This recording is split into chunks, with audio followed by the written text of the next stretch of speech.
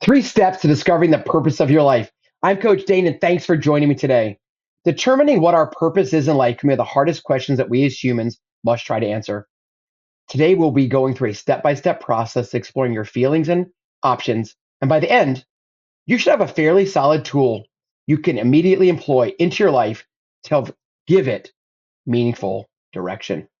There are three steps to the process of discovering the purpose of your life: understanding the principle of choice, creating your underlying principle, aligning your life with this underlying principle. Norman Vincent Peale has this to say about the power of choice. The greatest power we have is the power of choice. It is an actual fact that if you have been groping under unhappiness, you can choose to be joyous instead. And by effort, lift yourself into joy.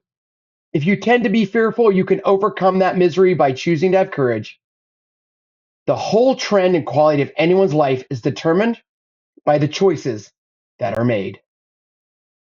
Choosing is the most important activity of your mind because by making a choice, you are proclaiming your desire to your subconscious mind. Once the subconscious mind gets to know your desires, it is going to do anything and everything to manifest them into your life. The choices you make in your life become your goal. And if you're sincere in pursuing them, there's no reason why you should not accomplish them.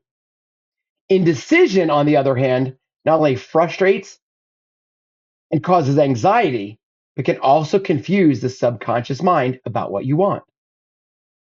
But it's important that the choices you make are made by you in accordance with your desires, your wants, your hopes, your purpose, your attitude, and your desires. A lot of us let others make choices for us. These choices aren't your mom's, your dad, your brother, your sister, your tia, or your tio. They are our choices according to what you think is correct, what we think is correct, even if that means going against the wishes of your loved ones. What is right for someone else may not be right for you. And the way you know this is by listening to what your heart says. So to begin discovering this, make a list of things which interest you, things which you have always enjoyed, which make you feel better, which inspire you, which allow you to surge ahead no matter what the obstacles. You'll often hear me say, you do this so that you can jump out of bed like a child on Christmas morning. Do you like doing something creative or something artistic? Do you enjoy nature? Do you like sea, salt, and sand? Do you enjoy helping others? Do you get pleasure out of making a difference in other people's lives? So, whatever it is that interests you, write it down and answer these questions. Whatever it is that interests you, write these down. What is it that you love and why? How could you do this, or could you do this for money and making a living out of it? Take the time, do it. You'll be glad you did. The next step is to examine the list. Take a look at the list. I don't know about you, but I don't like wasted time. So if I make the list, if you make the list, we're going to use the list. Examine the list you made and find out if there's any recurring theme. Maybe it is contributing to what keeps coming up in your mind, your heart, and your soul. Something that gives you love, something that inspires you. Maybe it's helping your parents cope with old age. Maybe it's watching small children. Maybe it's painting. Maybe it's traveling. What is it? But whatever it is, try to identify the central theme around it, what you love to do, and try to put it into practice. Put it in a short statement. I love this because, well, this becomes your mission statement.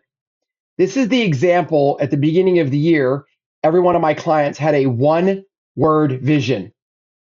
One of our trailblazers, hers was uncharted as she's restarting school, selling a house, buying a house. That is her one-word mission statement. Your mission statement could be your favorite quote or quote that says where you are and where you want to go. or it could be philosophy that you've infused through the quote or through understanding your mission statement. Of course, as you grow, this statement can, should, and will evolve. I believe you should examine it at the end of every year. You should examine it after every life changing activity: birth, death, divorce, job change, move.